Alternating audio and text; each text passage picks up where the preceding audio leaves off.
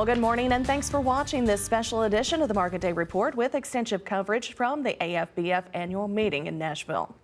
And now, with that recent tax legislation being passed, many have questions in regards to the tax benefits of the new Section 199A for small business and real estate investors. Joining us now for a special Rural Money segment is Paul Neiffer, an agricultural accounting expert with Clifton, Larson, Allen, and Roger McEowen, professor of Ag Law and Taxation at the Washburn University School of Law. Gentlemen, thanks for joining us here on set today. It's nice to have your lovely faces on camera. I don't know about that. Well, it's absolutely true. So as we get started, as we said, of course, this tax reform has gone through. Folks have been looking forward to it, but now what happens? So starting off, Roger, what are the changes, or at least the key changes of depreciation that we're looking at? Well, in terms of depreciation, there are several that will affect farmers and ranchers. Of course, we can get 100% so-called bonus depreciation with an opt-in for the first tax year of 50% at the farmer's option. That's for assets placed in service after September 27 of 17. So that one's already in play.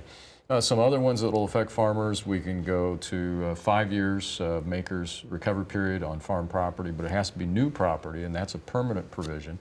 The 179 goes to $1 million, so effectively doubling the 179 amount. Your phase out starts at $2.5 million, starts adjusting for inflation in 2019.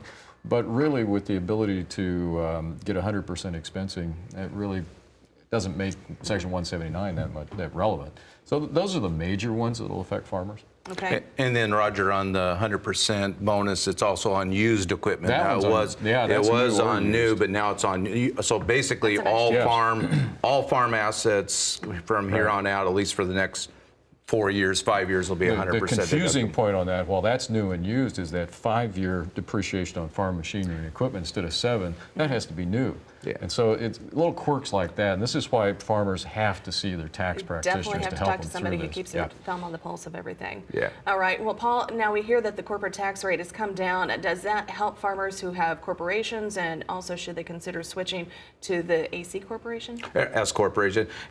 As with most tax questions, it depends. You know, the top rate is going from 35% down to 21%, which is a 40% reduction. But then most of our farm corporations out there have always paid tax at the 15% tax rate.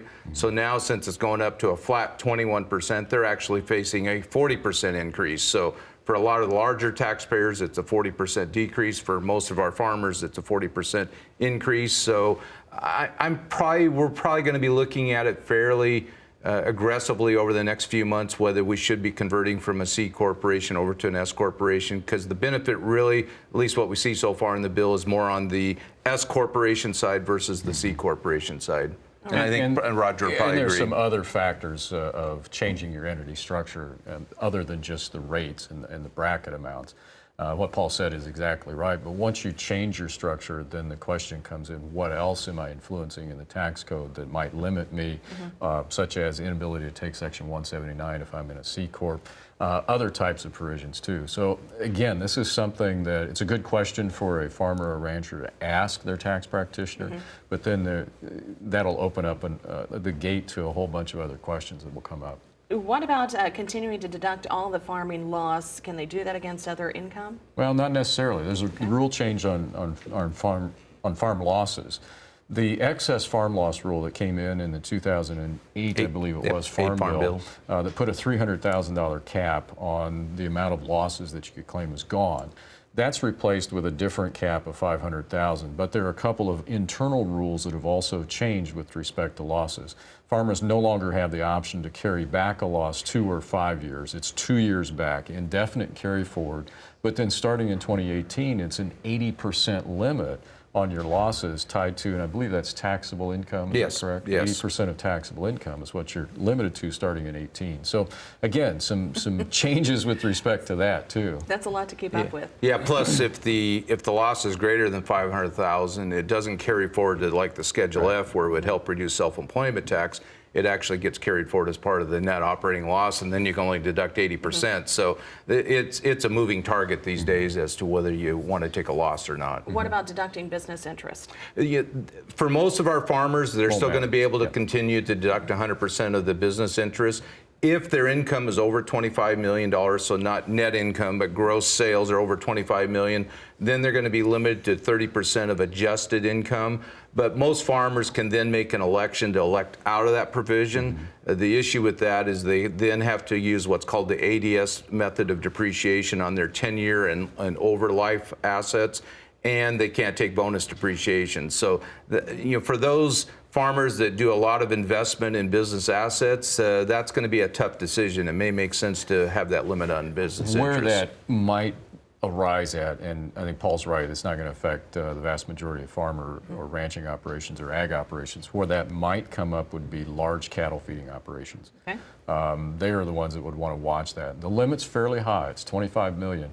And there is an opt-out, as Paul said, but and most people are not going to bump up against that limit. But cattle feeding operations may have a lot of interest that they pay, and so they may hit against that limit. So they'll have to watch that. Yeah. And then also your large fruit operations, your orchards, vertically integrated orchard operations, they could hit against that limit, and they have a lot of business investment. And what about this possibility of property taxes being limited at $10,000? Well, there's a lot of sounds- a lot yeah. of misinformation or just inappropriate thoughts about that. What Congress did was they eliminated a lot of the itemized deductions. And of course, people are thinking about that, and there was a rush to pay property taxes late in 17 to, if you've had them assessed for 18, go ahead and prepay them because a lot of your itemized deductions on a Schedule A are gone. Property taxes are limited to $10,000 on a Schedule A, but what farmers need to remember is that property taxes for them related to their land that's used in farming is not an itemized deduction on Schedule A. That remains fully deductible as business interest in accordance with the business interest rules we just talked about. That's not going to affect hardly any farmers at all. And that's true for landlords, cash rental landlords or crop share landlords. They still get to deduct 100% of their property taxes against their rental income. I think this discussion definitely highlights the need that having a tax expert on hand and investing in that is definitely a wise move. Absolutely. It's not going to put any CPAs or tax preparers out of business, and we're not going to be able to file on a postcard unless it's the size of this table. Yeah. No, definitely. The simplification was taken out of this a long time ago. All right. Okay, well, thank you very much, guys. And of course, we'll be joined by them again talking with Roger McEowen and Paul Neiffer, and they're going to join us in the next half hour to continue our discussion on tax reform. Well, and Monday morning, and thanks for watching this special edition of the Market Day Report. Again, live coverage from the AFBF convention. I'm Janet Adkison here with you. Well, we now continue our in-studio rural money conversation regarding the tax benefits of the new Section 199A for small businesses. Joining us again is Paul Neiffer, an agricultural accounting expert with Clifton, Larson, Allen, and Roger McEowen, professor of ag law and taxation at the Washburn University School of Law. Gentlemen, thanks for joining us again. And perfect timing for you to come sit down with us in studio and have this joint conversation together. I mentioned the 199A. Give us kind of your insight on exactly what this is. What it is probably the most complex provision in all of the new tax legislation, when you say, Paul. But I would say it's also provides the most benefit to the farmers by far. I mean, it's the biggest provision in there to allow farmers really to aggressively reduce their taxable income. This goes through 2025, and it's designed to, the basic idea is to allow a non-corporate taxpayer to take a 20% reduction from their business income. Now, that's simple enough to state it. It is incredibly complex the way it's worded and the way it's going to play out, the way it's calculated. And so now, Paul, give us an insight from your idea. As far as you talk with a lot of folks, I'm sure there's been a lot of questions. Are you still getting them on a regular basis, even though this has just passed? Yeah, so we're getting a lot of questions, primarily related to the 199A deduction for cooperatives. For non-cooperative, so if farmer sells their goods to a non-cooperative, their deduction is 20% of net farm income, not gross farm income, but net farm income. And then there's some other limitations, perhaps based on wages and so on. But if a farmer sells their products to a cooperative and they're a patron of that cooperative, then they get a deduction of 20% of the gross payments to the cooperative. So the way I try to tell my people out there when they're asking the question, if they sell it to cooperative, the deduction is actually 5 times greater than if they sell it to a non-cooperative. So that's been raising some questions. Was this what Congress really intended when they wrote the law? Is it going to be changed? How does it all work? Because right now we're simply interpreting the code as it is written. We don't have any regulations from the IRS. They could, come out and say, hey, it applies to this and maybe not to that. So until we get those regulations, it's hard to really know exactly what the bottom line is going to be. But based on a pure reading of the code, if a farmer sells to cooperative, they're better off than if they sell to a non-cooperative, and that's raising some issues right now. That sounds like a big benefit for the cooperatives as well. Maybe an incentive for them to have more business? Well, that's a fair way to state that. Okay, the part of the issue, I suppose, is probably that. So talking about it, of course, one of the things that we've heard about in recent years is kids working on the farm. And some folks don't think kids should work, but folks who grow up in farm country think otherwise. Well, and we it's think they certainly should part of work, it. whether they get Exactly. paid or not is Yeah, usually the that's a good question. So what about some of the different places as far as commodity gifts to kids or paying them? Give me kind of some insight here. Big change here. And it has to do with the tax rate. What Congress did, I don't know, Paul, whether you think they knew this or not in terms of the application, is what they were actually doing here, how it would impact commodity gifts. But I think they do it because they could raise revenues. As a revenue-raising provision, what they have done is they've taken the tax rates that apply to estates and trusts, which is a really compressed bracket. I mean, you hit the top end at $12,500 of income. It's not the $400,000, $500,000 where you hit the top 37%. You're going to hit it at $12,500. They've taken that rate structure and applied it to commodity gifts. So now that if the child has unearned income, once you get above that 12.5 floor, then it's going to be taxed at 37%. Well, we can show you lots of examples where that's going to cause a tax increase in a typical family situation where there's a commodity gift to the kid of $4,000 or $5,000 on the tax return. That's going to disincentivize commodity gifts to kids, not necessarily to charity. That's a different issue, but to kids. Well, that was my next question as far as, because we do know that there are commodity gifts to charity throughout farm country. Yeah, that's still a great technique, particularly for a farmer that is retiring, if there is such a thing for a farmer. In the last year that they would have grain income or income from the farming operation, a lot of farmers have used the deferral technique, so they've deferred last year's income into this year from the harvest. Now they have this last year worth of grain sales, so they've got a pile up of income. Well, one way to minimize the income tax as well as and eliminate self-employment tax is to set up what's called a charitable remainder trust, to transfer that grain to that crop to the trust, have the trust, since it's a charity, sell the crop, no tax. Have an annuity stream of income come back to the farmer for a term of years or maybe for life, and then at the end of that benefit the charity.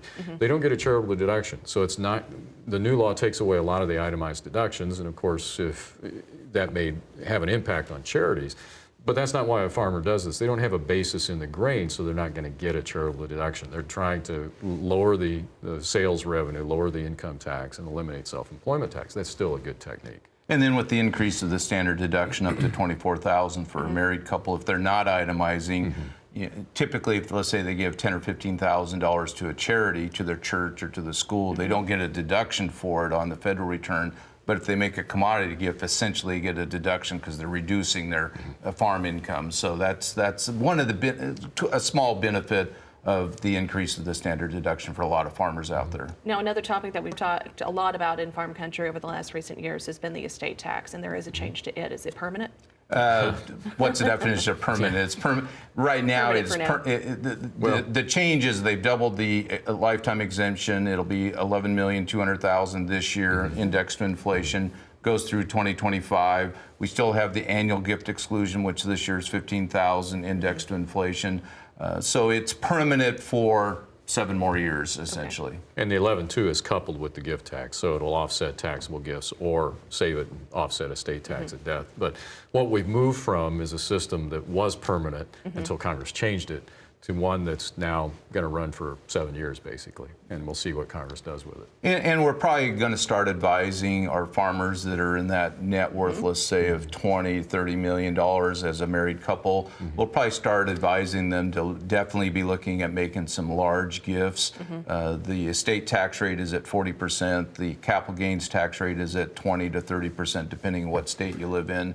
So you just got to be careful there. The big issue for the vast majority of farmers is not necessarily a state tax, it's getting the stepped up basis, and that rule stayed in place. You still get a new basis equal to the fair market value of the property at death. Right. Well, gentlemen, thank you very much for sitting down with us. We appreciate your insight once again and joining us every week on the phone. Thank you. Well, again, be sure to stay tuned as we sit back down with Roger at 12 noon Eastern Time to review the top ag law developments of 2017. In the meantime, meteorologist Tim Ross, well, he's coming up next with the latest update of your weather forecast.